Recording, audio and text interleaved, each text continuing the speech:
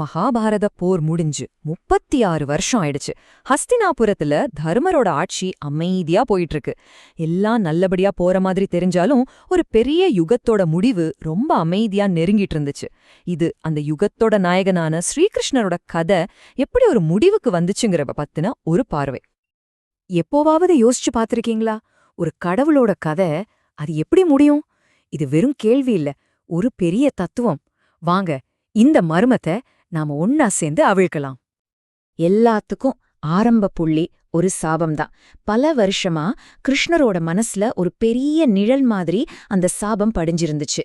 இப்போ அதுக்கான நேரம் வந்துருச்சுன்னு அவருக்கும் தெரியும். இந்த வார்த்தைகளை சொன்னது யாரு தெரியுமா? கௌரவர்களோட தாய் காந்தாரி. போர்க்களத்துல தன்னோட 100 பிள்ளைகளும் இறந்து கிடக்கிறத பார்த்து துக்கத்திலையும் கோபத்திலையும் அவங்க கிருஷ்ணரை பார்த்து சொன்ன சாபம் இது. என் குலத்தா நீ எப்படி அழிச்சியோ அதே மாதிரி உன் யாதவ குலவும் அவங்களுக்குள்ளேயே சண்டை போட்டு அழிஞ்சு போவாங்க. அந்த சாபத்துக்கு ஒரு டைம்லைன் கூட இருந்துச்சு. கரெக்டா 36 வருஷம். ஒரு நாள் கூடவோ குறையவோ இல்ல. இப்போ அந்த 36வது வருஷம் வந்துடுச்சு. விதி தன்னோட கணக்கு முடிக்க ரெடியாயிடுச்சு.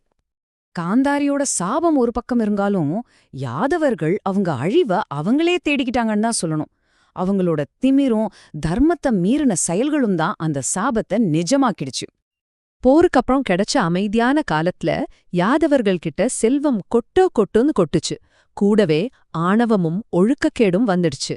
குடி கும்மாளம் ஒருத்தருக்கொருத்தர் சண்டைன்னு அவங்க வாழ்க்கை மொத்தமா தடமாறி போச்சு. அவங்களோட ஆணவத்துக்கு ஒரு எல்லையே இல்லாம போச்சு. ஒரு தடவை பாருங்க, விஸ்வாமித்ரர், நாரதர் மாதிரியான பெரிய பெரிய முனிவர்கள் துவாரகைக்கு வராங்க.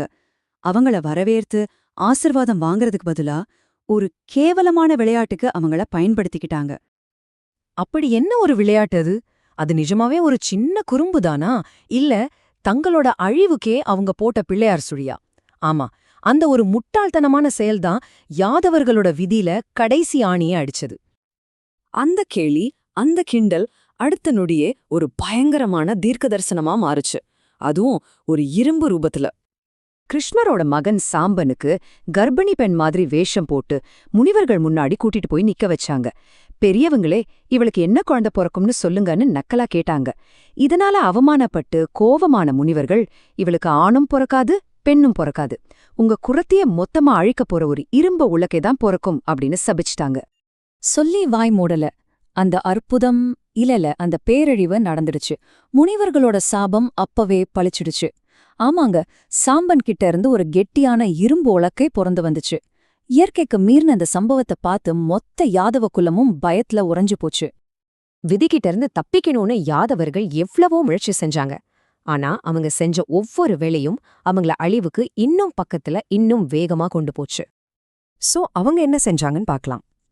முதல்ல கிருஷ்ணரோட உத்தரவுப்படி அந்த இரும்பு உலக்கைய நல்லா தூளா அரைச்சாங்க.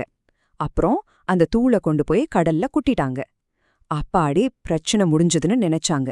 ஆனா விதி ஒரே ஒரு சின்ன இரும்பு துண்டுல ஒளிஞ்சிருந்து அவங்கள பார்த்து சிரிச்சிட்டு இருந்துச்சு. கடல்ல கரைச்ச அந்த இரும்பு தூள் சும்மா இல்ல, அலைகள் மூலமா அது திரும்பவும் கரைக்கு வந்து சேர்ந்துச்சு.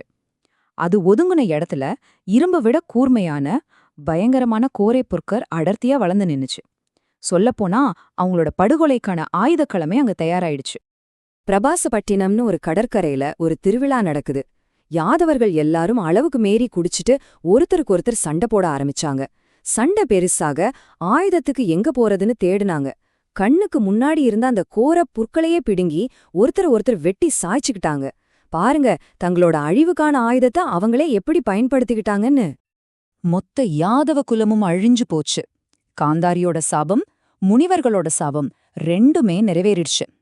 இப்போ கதையோட கடைசி கட்டம். அந்த மிச்சம் இருந்த ஒரே ஒரு இரும்பு துண்டுக்கு என்ன ஆச்சு? கிருஷ்ணரோட அவதாரம் எப்படி முடிவுக்கு வந்துச்சு? அந்த கடைசி இரும்பு துண்டோட பயணம் ரொம்பவே விசித்திரமானது. கடல்ல தூக்கி போட்டத ஒரு மீன் முழுங்கிடுச்சு. அந்த மீனை ஒரு மீனவன் பிடிச்சான். மீனோட வயித்துல இருந்த அந்த இரும்பை எடுத்து ஜரான்னு ஒரு வேடனுக்கு வித்துட்டான். அந்த வேடன் அத நல்லா கூர்த்தீட்டி தன்னோட அம்போட முனையா மாத்திக்கிட்டான். இப்ப பாருங்க, விதி தன் இலக்க குறி பார்த்து அம்ப தயார் செஞ்சிடுச்சு. தன்னோட கண் முன்னாடியே மொத்த குலமும் அழிஞ்சத பார்த்த கிருஷ்ணர் ரொம்ப அமைதியா காட்டுக்குள்ள போய் ஒரு மரத்துக்கு அடியில தியானத்துல உட்கார்ந்தாரு. தன்னோட அவதார நோக்கம் முறிஞ்சிடுச்சுன்னு அவருக்கு தெரியும். தன் விதிய முழு மனசோட ஏத்துக்கிறதுக்கு அவர் தயாரா இருந்தாரு. தூரத்திலிருந்து தியானத்திலிருந்து கிருஷ்ணரோட பாதத்தை ஒரு மான் நினைச்சு அந்த ஜராங்கிற வேடன் அம்பு எய்தான். அது வேற எந்த அம்பும் இல்ல, அதே இரும்பு துண்டால செஞ்ச அம்பு. அது கிருஷ்ணரோட உள்ளங்கால்ல போய் பட்டுச்சு. பதறிப்போய் ஓடி வந்து தன் தப்ப நினைச்சு அழுத அந்த வேடன்கிட்ட கிருஷ்ணர் சொன்னாரு, வேடனே கவலைப்படாத, இதுல உன் தப்பு எதுவுமே இல்ல, என் விதி இப்படிதான்.